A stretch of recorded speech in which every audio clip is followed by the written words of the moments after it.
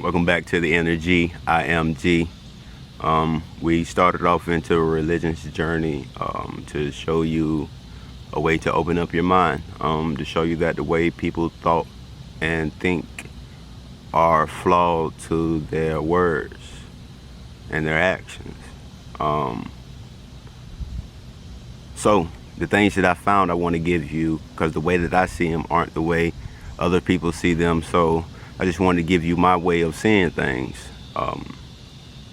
As I told you before, in order to have an open mind, you must not cast your opinions on other people. You just allow people to express who they are, and because it's their truth, right? You're not going to change anyone's truth.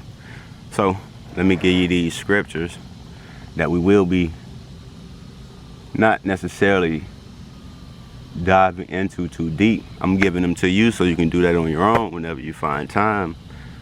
But the first thing I want to tackle, and that's within those scriptures, is the thought of Jesus. People have started worshiping Jesus and forgot about God.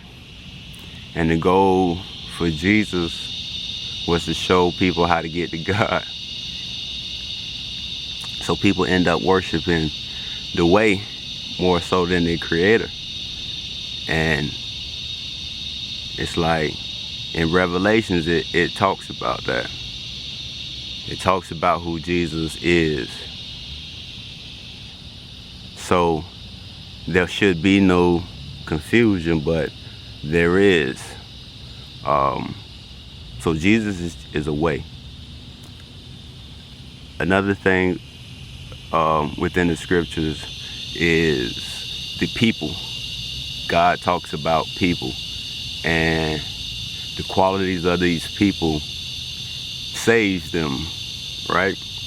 The quality of these people are going to see him. And then we talk about heaven and hell. You know, people like to discuss hell. Religious people like to tell you that you got to get right before you go to hell, or you got to confess that Jesus is Lord, you know, or Allah, or whoever they believe in.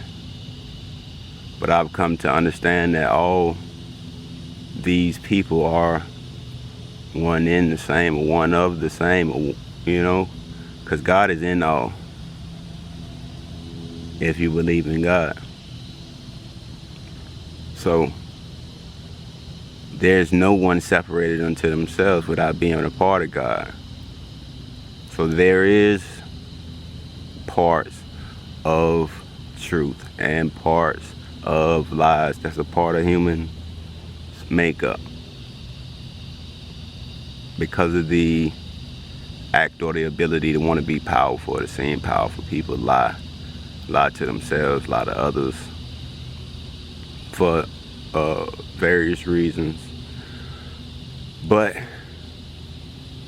ultimately, God takes heaven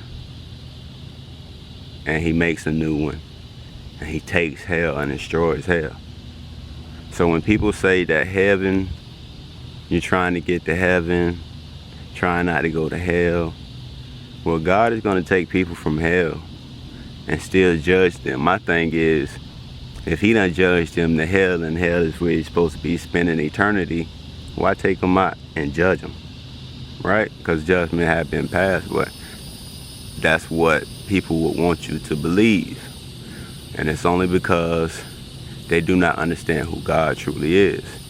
So I basically break down in my next segment who God truly is. Like, we know he's love based off of him being forgiving.